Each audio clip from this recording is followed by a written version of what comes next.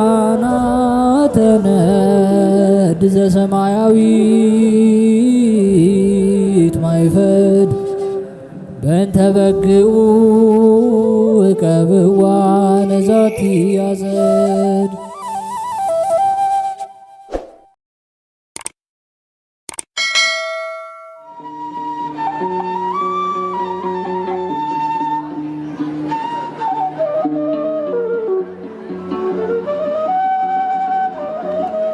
በስመ አብ ወወልድ ወመንፈስ ቅዱስ አሐዱ አምላክ አሜን።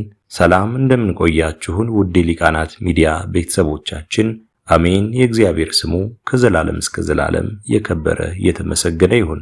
በዛሬው ቪዲዮ ይዘንላችሁ የቀረብነው ግንቦት 16 የሚነበብ ስንክሳር ሲሆን ለዚህ ቻናል አዲስ የሆናችሁ እህት ወንድሞቻችን ቻናሉን ሰብስክራይብ በማድረግ ቤተሰብ እንድትሆኑና ሐሳብ አስተያየታችሁንም ኮሜንት ላይ እንድትጽፉልን በአክብሮት እንጋብዛለን። ወደ ቪዲዮ እንሂድ። መልካም ጊዜ። ግንቦት 16 የሚነበብ ስንክሳር። ዕረፍቱ ለሲራክ። ግንቦት 16 በዚች ቀን ዕውቀትን ከልቡ ያፈለቀ የኢየሩሳሌሙ ሰው የአልዓዛር ልጅ ኢያሱ ሲራክ አረፈ። እርሱም በጥንተ ትንቢቱ የባህር አሸዋን፣ የዝናብ ጠብታን፣ የዘመንን ቁጥር ማን ቆጠረ አለ።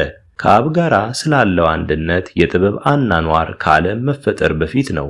ለጥበብ መገኛዋ ለማን ተገለጠ? የጥበብ ምስክሯንስ ማን አወቀ? በእግዚአብሔር ዙፋን ላይ የምትቀመጥ እጅግ የምታስፈራ ናት አለ።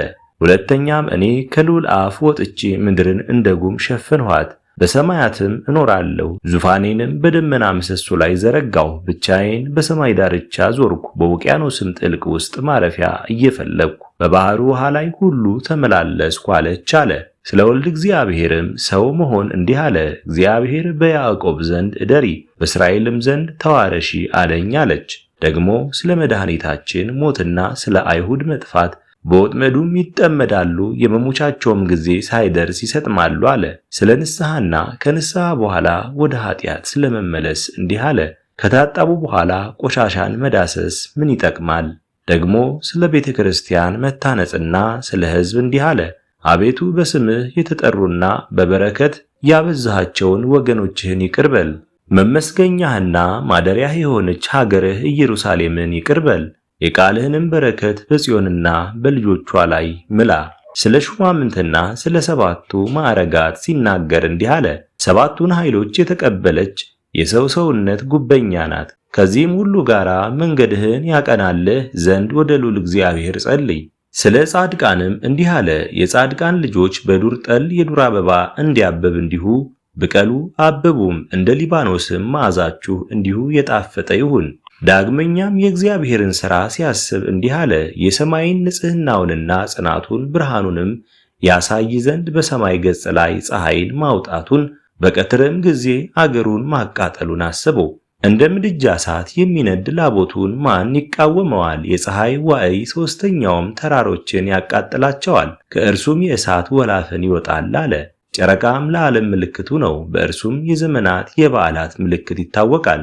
ስለ ከዋክብትም የሰማይ ጌጦቿ የከዋክብት ብርሃናቸው ነው። በእግዚአብሔር ቅዱስ ፍቃድ እንዲህ ያበራሉና በሥርዓታቸውም ጸንተው ከልካቸውም ሳይፋለሱ ሳይሳሳቱ ጸንተው ይኖራሉና አለ። ስለ ቀስተ ደመናም ተናገረ። ቀስቱን አየው፣ ፈጣሪውንም አከበረ። ብርሃኑ መልካም ነውና የልዑል ሥልጣንም ያዘጋጀዋል። ስለ በረድና መብረቅም ተናገረ። ስለ እርሱ ትእዛዝም በረድ ይዘንባል፣ በቃሉም መብረቅ ይፈጥናል። ደመናትም እንደ አዋፍ ይበራሉ፣ ነፋስም በእርሱ ፈቃድ ይነፍሳል። የነጎድጓዱ ድምፅና ብልጭልጭታው ምድርን ያስፈራታል። አውሎውና ውርጩ ነፍስን ያስጨንቃታል። ሰማይን እንደ ብረት ልብስ የሚሸፍነው እንደ ስለታም የብርጭቆ ስባሪ ይብለጨለጫል አለ። ስለ ዝናብም ተናገረ። ዝናብ የወረደ እንደሆነ ምድርን ደስ ያሰኛታል፣ በትእዛዙም ባህር ይደርቃል አለ። አባቶችንም በተሰጣቸው ሀብት ሲያመሰግናቸው ሄኖክ እግዚአብሔርን ደስ እንዳሰኘው፣ ኖህም ጻድቅ ሆኖ እንደተገኘ፣ አብርሃም ታማኝ እንደሆነ፣ ይስሐቅም ለሰው ሁሉ የሚጠቅም በረከት እንደተሰጠው፣ ለያዕቆብም በቸርነቱ እንደተገለጠለት፣ 12ቱንም ነገድ እንደወለዳቸው፣ በሰውና በእግዚአብሔርም ዘንድ እንደተወደዱ፣ ሙሴንም ስም አጠራሩ የከበረ የመላእክትን ብርሃን መልኩና ስም አጠራሩ የሆነ አለ። ወንድሙ አሮንንም የዘላለም ሕግን እንደሰራለት በልብሰ ተክህኖና በወርቅ አክሊል እንዳስደነቀው አለ። ሹመቱ ሦስተኛ የሚሆን የአልዓዛር ልጅ ፊንሐስንም ወደሰ።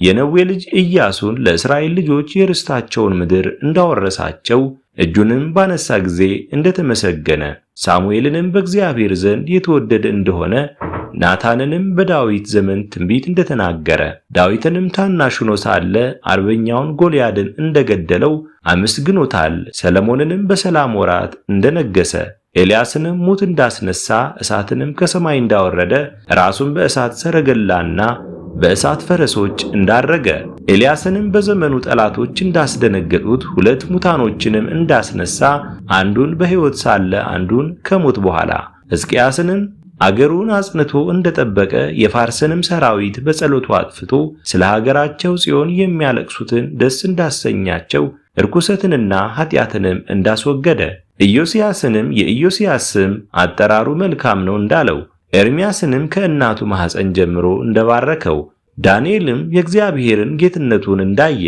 ዘሩባቤልንም በቀኝ እጅ እንዳለ ሐቲም ቀለበት ነው እንዳለው በ12ቱ ነቢያትንም በየቦታቸው አጽማቸው እንደሚለመልም ሆሴዕና ነህምያንም የወደቀች ቅጽርን አንስተው ጠቃሚ ሥራ እንደሰሩ ዮሴፍንም እርሱን የመሰለ ደግ ሰው እንዳልተወለደ ኖኅና ሴምንም ክብራቸው ከሰው ሁሉ እንደሚበልጥ አዳምንም በፍጥረት ሁሉ ላይ ንጉሥ እንደሆነ ስምዖንንም በዘመኑ ቤተ መቅደስ እንደታነጸ በሕዝቡ ከምርኮ መመለስም እንደተመሰገነ በመጽሐፉ በመጨረሻም በሁሉ ቦታ ታላላቅ ሥራ የሚሠራና ዕድሜያችንን የሚያስረዝም እግዚአብሔር አምላክ አመስግኑት አለ። ይህንንም ተናግሮ በፍቅር አንድነት አረፈ። ለእግዚአብሔርም ምስጋና ይሁን፣ በረከቱም ከእኛ ጋር ትኖር ለዘላለሙ አሜን። የወንጌላዊው የቅዱስ ዮሐንስ መታሰቢያ።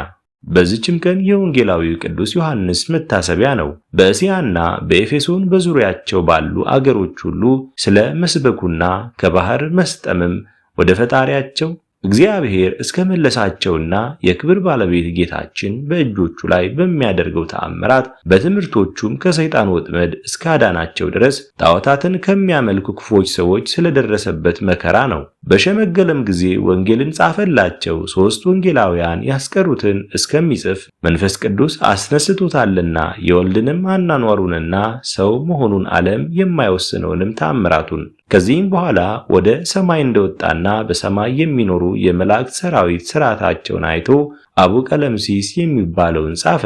ለስብከቱም የበዓሉ መታሰቢያ ሊሆን ግብፃውያን ይህን ጥሩ ዳግመኛ በእስክንድርያ ሀገር ውስጥ ቤተክርስቲያኑ የከበረችበት ቀን ነው። ለእግዚአብሔርም ምስጋና ይሁን። እኛንም በዚህ በከበረ ሐዋርያው ጸሎት ይማረን፣ በረከቱም ከእኛ ጋር ትኑር ለዘላለሙ አሜን። የዮሴፍ ልጅ ይምንዋስ መታሰቢያ።